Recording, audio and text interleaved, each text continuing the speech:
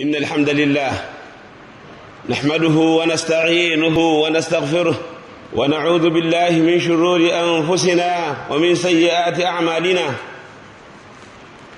من يهده الله فلا مضل له ومن يضلل فلا هادي له، وأشهد أن لا إله إلا الله وحده لا شريك له، وأشهد أن محمدًا عبده ورسوله. يا أيها الذين آمنوا اتقوا الله حق تقاته ولا تموتن إلا وأنتم مسلمون.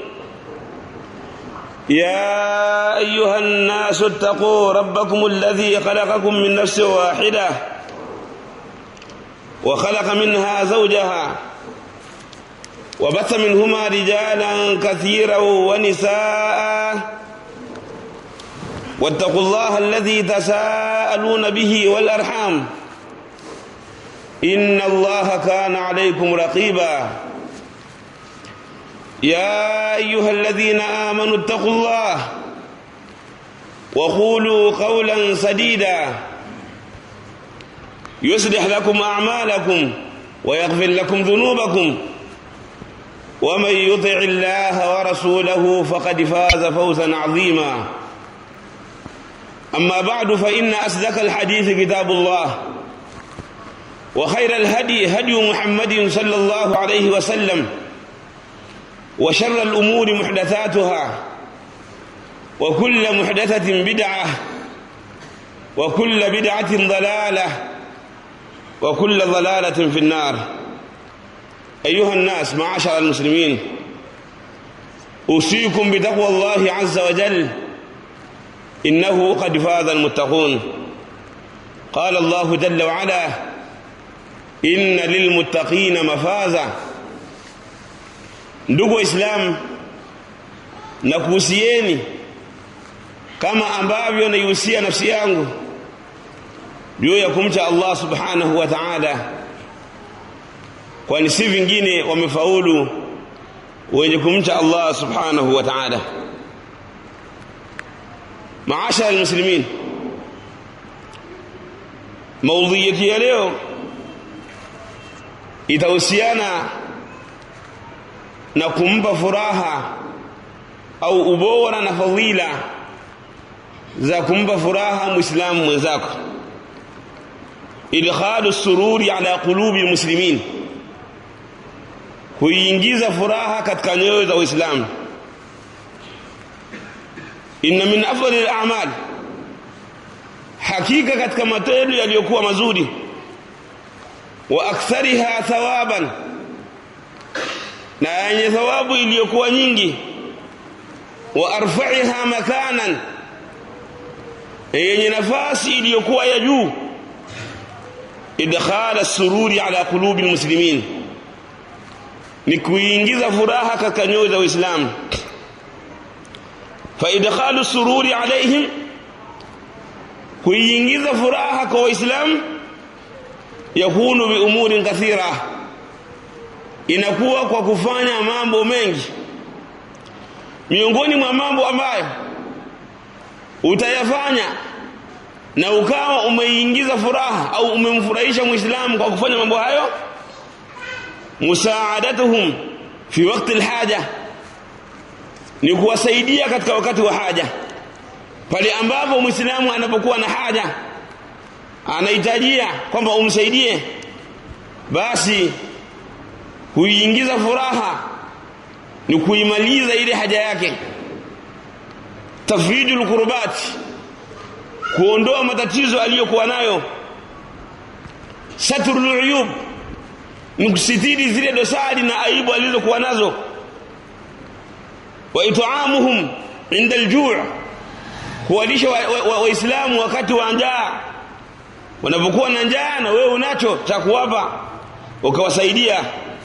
Wa shafa'atu lahum, na kuombea kwa watu.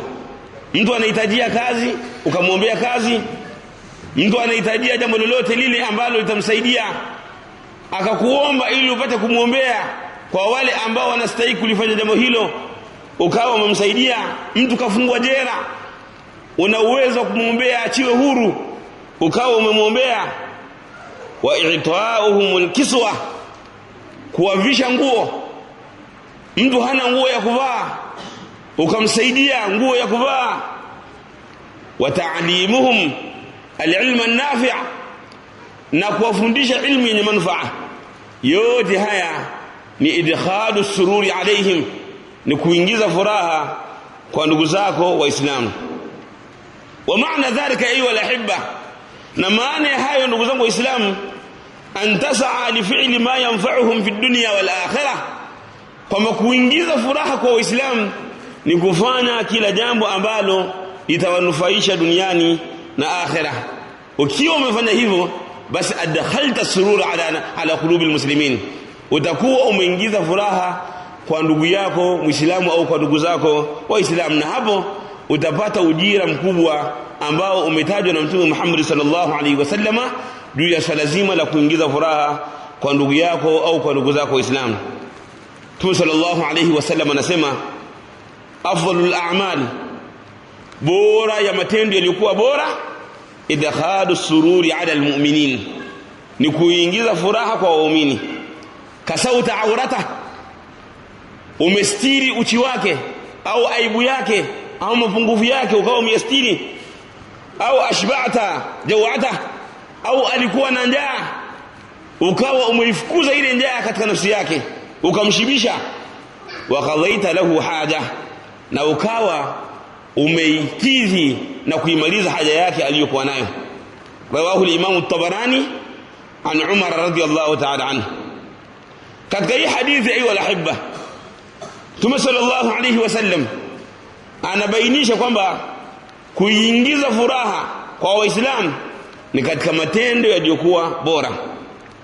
Lakini Mtume sallallahu alayhi wasallam akataja mambo ambayo ni bora kuyafanya kwa lengo la kumfurahisha Muislamu wenzako.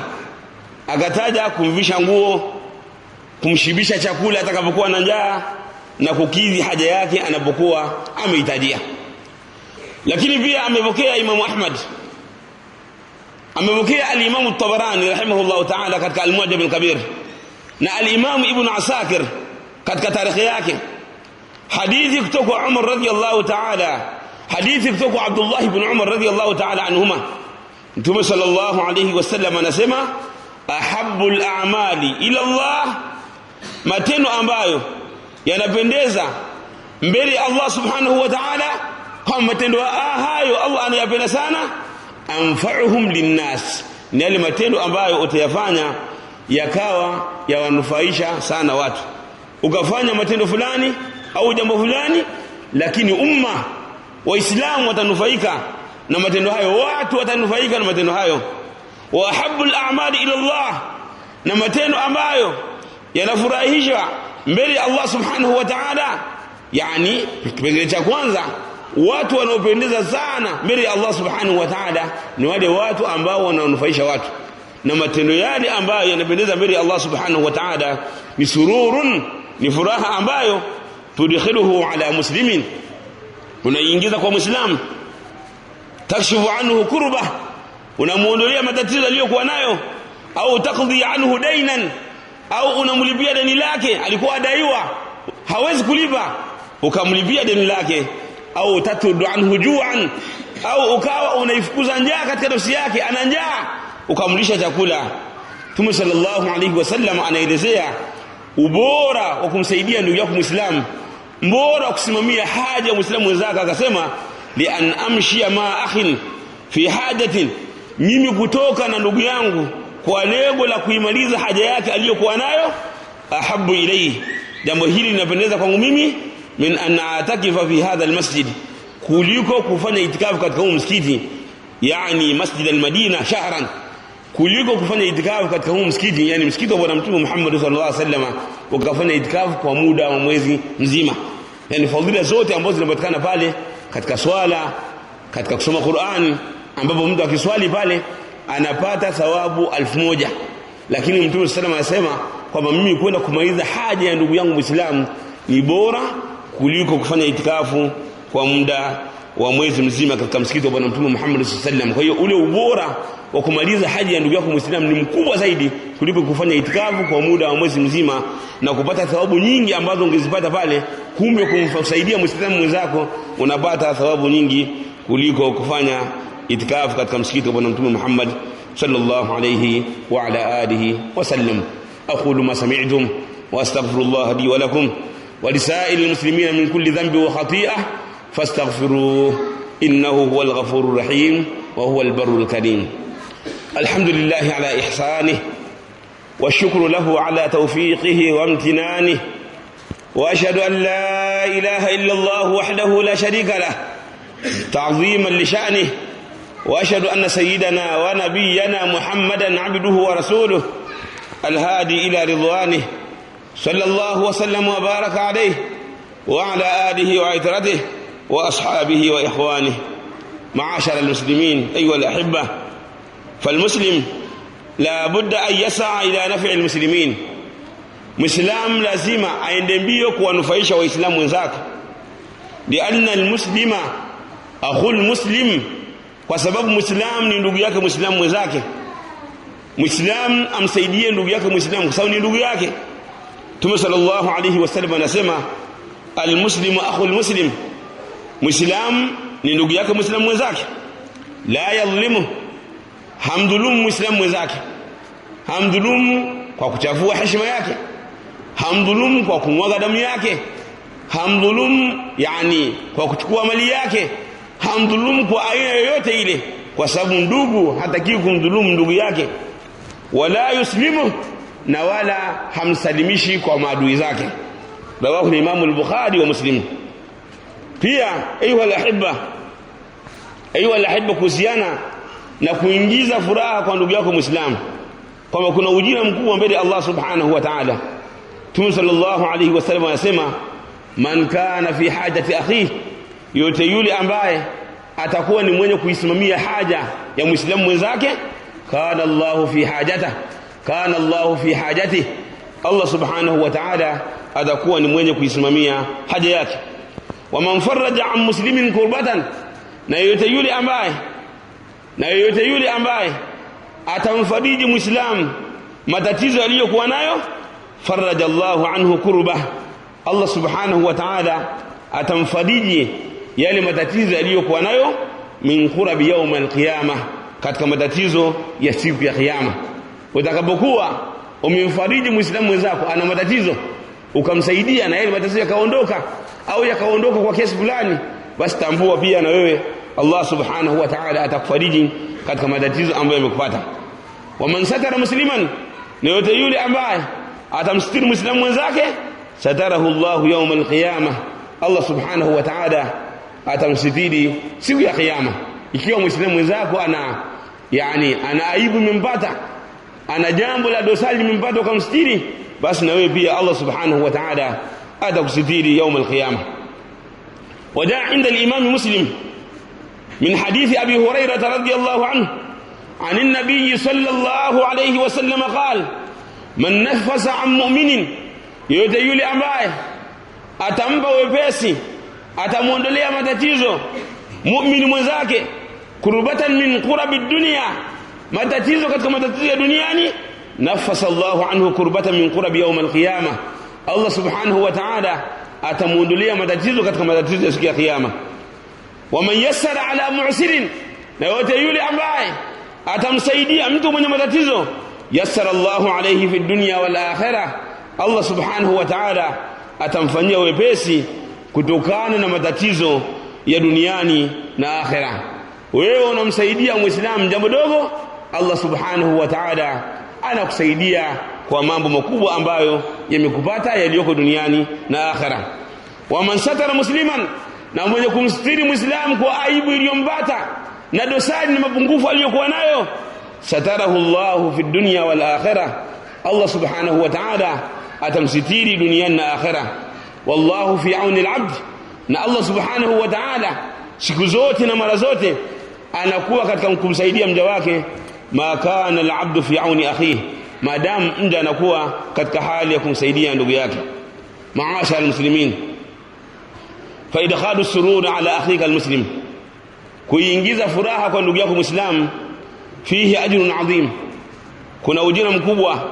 Wa hatta at-ta'am au ash-sharab alladhi taj'aluhu fi fami imra'atik, hata kile chakula ambacho mtu unamlisha mkeo, uko unakula na mkeo kwenye sahani moja, ukachukua tonge la chakula ukawa umemlisha mke wako, ukakiingiza katika mdomo wa mke wako, fihi thawabun adhim, kuna thawabu kubwa, kama alivyoipokea hadithi hii al-Imam Ahmad rahmatullahi ta'ala alayhi kutoka Sa'd ibn Abi Waqqas radiyallahu ta'ala anhu qala innaka lan tunfiq nafaqatan, Mtume sallallahu alayhi wasallam anamwambia Sa'd, hakika wewe hautotoa nafaka yoyote, matumizi yoyote yale ambayo utayatoa, hautotoa jambo lolote, mali yoyote ile ambayo unaitoa, tabtaghi biha wajha Allah, ukao unataka uso wa Allah subhanahu wa ta'ala, illa ujirta alaiha, isipokuwa wewe utalipwa kutokana na lile jambo ambalo umetoa. Hatta luqmati, mpaka ile luqma, mpaka kile chakula ambacho taj'aluha fi imra'atik, ambacho unakiweka katika mdomo wa mke wako, hakika pia unapata thawabu nyingi mbele Allah subhanahu wa ta'ala. Fa innaka tu'daru alaiha, hakika wewe utalipwa katika huo ujira wa kile ambacho umekifanya. Liannaka dakhalta surura ala akhika almuslim, hakika wewe umepewa ujira kwa sababu umeingiza furaha kwa ndugu yako Muislamu. Fa hadha ajrun adhim, huu ni ujira mkubwa, liman adkhala surura ala akhihi almuslim, kwa yule ambaye ameingiza furaha kwa ndugu yake Muislamu. Maasha almuslimin, kuingiza furaha kwa ndugu yako Muislamu la budda an yakuna bi amri mubahin laysa fihi haram, inatakiwa jambo hili liwe ni jambo ambalo ni la halali, ambalo ukimpa furaha lakini usiwe ni mwenye kupata madhambi. Usifanye jambo la haram kwa lengo la kumfurahisha ndugu yako Muislamu. Lianna ta'awuna la budda an yakuna ala taqwa, kwa sababu kusaidiana na kupeana furaha lazima kusimame katika msingi wa ucha Mungu. Allah subhanahu wa ta'ala anasema wataawanu 'ala albirri wattaqwa, saidianeni katika wema na ucha Mungu, wala taawanu 'ala alithmi wal'udwan, na wala msaidiane katika jambo lenye uadui na jambo ambalo litakuwa na madhambi. Faman aana ghayrahu kana lahu nasibun bihasabi ma qama bihi, mwenye kumsaidia mwenzake katika jambo ambalo ni la halali kwa kutumia njia za halali ambazo ndani yake hazina ithm, hazina madhambi, sio za haram, basi na yeye atapata ujira kutokana na ule msaada aliyoutoa. Kama utakuwa ni msaada wa haram, na yeye atapata dhambi. Kama utakuwa ni msaada kupitia mambo ya halali, na yeye atakuwa ni mwenye kupata thawabu mbele ya Allah subhanahu wa ta'ala. Anasema Allah subhanahu wa ta'ala, man yashfa' shafa'atan hasanatan yakul lahu nasibun minha, yote yule ambaye atamuombea mwenzake ili aweze kupata jambo la halali, akamuombea maombezi yaliyokuwa mazuri, apate kazi ya halali, apate jambo la halali, akatumia njia za halali, basi na yeye atapata fungu katika hilo. Yakul lahu nasibun minha, atapata nasibu, atapata fungu katika hilo, katika huo msaada aliotoa. Wa man yashfa' shafa'atan sayyi'atan, na yote yule ambaye atatoa maombezi mabaya, akatumia kumpa furaha muislamu mwenzake au binadamu mwenzake, lakini njia ambayo ni haramu, akatumia njia ambayo ni haramu, au akamsaidia kulipata jambo la haramu, yakul lahu kiflun minha, lakini pia atapata nasibu ya ule msaada aliofanya. Ukimsaidia mtu katika haramu, na wewe utapata dhambi kama alivyopata. Ukimsaidia mtu kwa ajili ya halali, na wewe utapata faida na utapata thawabu kutokana na ule msaada ambao umeutoa. Wa kana Allahu ala kulli shay'in muqita, amekuwa Allah subhanahu wa ta'ala kwa kila kitu ni mwenye kutazama, ni mwenye kuhifadhi kila kitu ambacho kinafanyika. Allah subhanahu wa ta'ala la yakhfa alayhi khafiya, hakuna jambo lolote ambalo linajificha kwa Allah subhanahu wa ta'ala. Anasema al-Imam as-Sa'di rahimahullah ta'ala, faman shafa'a ghayrahu, yote yule ambaye atamuombea mwenzake, wa qama ma'ahu ala amni min umuri alkhair, na akasimama naye katika msaada, akasimama naye katika kumuombea, akasimama naye katika kumsaidia, akasimama naye katika jambo lolote la khairi, kana lahu nasibun min shafaatihi, atapata fungu katika kule kumsaidia, kule kumwombea ili apate lile jambo ambalo amelifanya, bihasabi sa'ihi wa amalihi wa naf'ihi, kutokana na ile movement yake, ule mwenendo wake juu ya kumsaidia katika yale matendo yake, katika yale manufaa aliyopata. Wala yanqusu min ajli al-asili shay'un, na wala haitopungua katika ule ujira wa yule ambaye anamsaidia na yule ambaye anasaidiwa kitu chochote. Wote watapata ujira, kila mmoja atapata ujira kutokana na vile alivyosaidia. Wa man awana ghayrahu ala amrin min ash-sharr, na yeyote yule ambaye atamsaidia mwenzake katika jambo la shari, kana alayhi kiflun min al-ithm, atakuwa ni mwenye kupata sehemu na fungu katika madhambi, bihasabi ma qama bihi wa awana alayhi, kutokana na vile ambavyo alivyo move na alivyosimamia na ile movement yake, ile namna alivyomsaidia kuifikia ile shari. Kumsaidia mtu katika khair na unapata, kumsaidia katika shari unapata. Wa fi hadha, anasema katika hili al-Hafidh as-Sa'di rahimahullah ta'ala, katika hili al-hathu al-azim ala at-ta'awuni ala al-birri wat-taqwa, kuna kuhimizana kukubwa kwamba watu wahimizike juu ya kusaidiana katika wema na uchamungu. Wasajru al-azim ani at-ta'awuni, na pia kuna kemeo kubwa juu ya kusaidiana anil ithmi wal udwan, kwamba watu wakome kusaidiana katika mambo ambayo ndani yake yana madhambi na ndani yake yanakuwa na uadui. Rabbana atina fid dunya hasana wa fil akhirati hasana wa qina adhaban nar waghfir lil mu'minina wal mu'minat wal muslimina wal muslimat al ahya'i minhum wal amwat birahmatika ya arhamar rahimin. Allahumma a'inna wa la tu'in alayna وانصرنا ولا تنصر علينا وامكر لنا ولا تمكر علينا واهدنا ويسر الهدى لنا وانصرنا على من بغى علينا. اللهم اجعلنا لك شاكرين، لك ذاكرين، إليك أواهين منيبين، لك مخبتين. اللهم ربنا آتنا في الدنيا حسنة وفي الآخرة حسنة وقنا عذاب النار. اللهم أرنا الحق حقا وارزقنا اتباعه، وأرنا الباطل باطلا وارزقنا اجتنابه. ونسألك كما جمعتنا في هذا المكان أن تجمعنا في الفردوس الأعلى مع سيدنا وحبيبنا محمد صلى الله عليه وسلم وأبي بكر وعمر. قوموا إلى صلاتكم يرحمكم الله.